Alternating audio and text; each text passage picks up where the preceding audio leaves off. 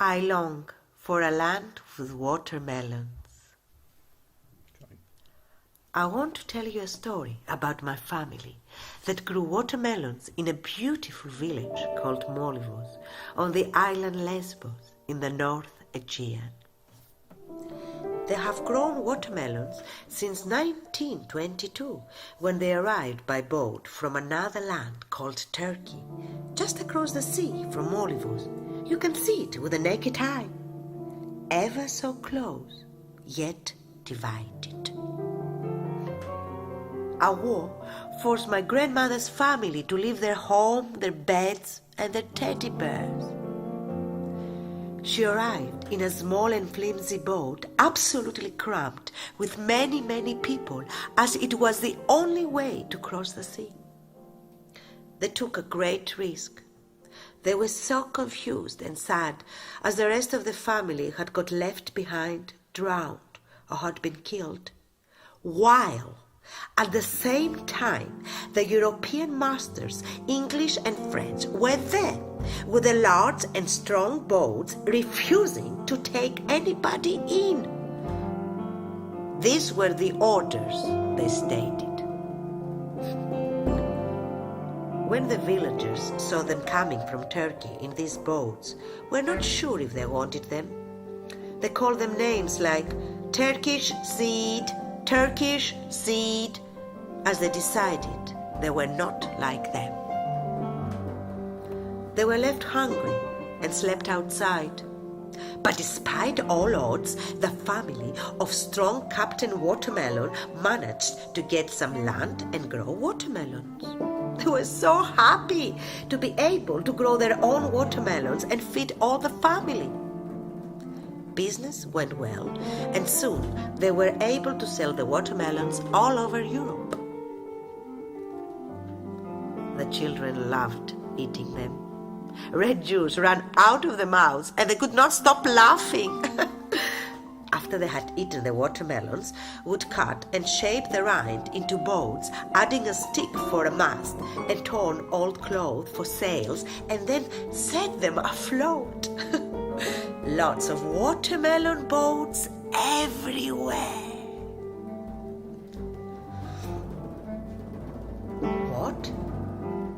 What do we have here? Are the boats coming once more from the land of Turkey, full of people from as far as Afghanistan and Syria and other parts of the world? For reasons very similar to those that made the Captain Watermelon family come and go and come back again? Oh, I didn't tell you that. The Captain Watermelon family had to come and go from the village many, many times.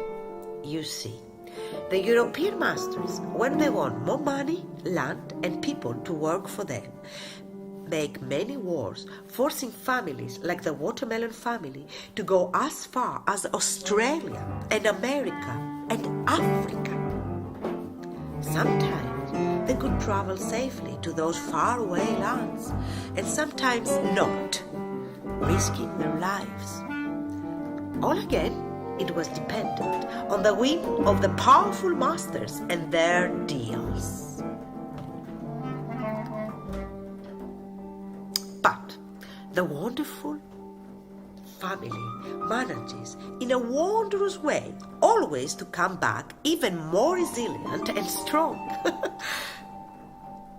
But we don't know for how long. What they see now scares them. But it doesn't stop them sharing their watermelon harvest. They became friends of a family who stayed with them to rest as they were ill from this unfathomable journey. And what a coincidence! The family had a land full of watermelons in Afghanistan. So they began making together different magic potions. They liked each other very much. But the Watermelon Captain family became sad. They could not have them around for very long. They were getting poorer and poorer as the European masters didn't want to buy their watermelons. Were asking for more and more money by taxing their land and selling the watermelon seeds dear. They even had to pay now to go to the hospital. On top, the monster bugs swallowed the villagers' houses and land and made them worry so much they became very ill, thinking of going away again. Oof! Endless! The watermelon family sometimes did not know what to do with the people coming in. To ignore them, to be nice, to feel scared, sad, or angry. Let me read you what they wrote to me here in London. Women, men, and children have passed through our beach this summer.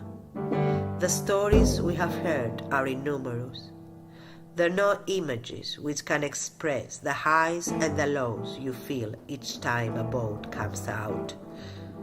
What I know is that their eyes will haunt me, their expressions of fear and anticipation as they're reaching the shore, turning to shame for having burdened us, then to hope, and finally to gratitude. And as they head up the hill to continue on their way, they never fail to turn to us and say, "Thank you, sorry, and good luck." With a tight feeling in my stomach, I can't help but wonder each time, who will need more luck in the end, them or us? Because I'm sure it will come to that one day. I don't know what the future holds. What I do know is that we're also without a country. We just didn't have to leave yet. Another member of the family wrote to me, "I'm trying to bring back some sense into this madness. You are not in a war zone now," I tell them. "It might take a while to get to Mytilene, but you will get there. Here you will have food and rest. You must stay calm now." I couldn't even convince myself. What the hell am I doing here? How have I got embroiled in all of this?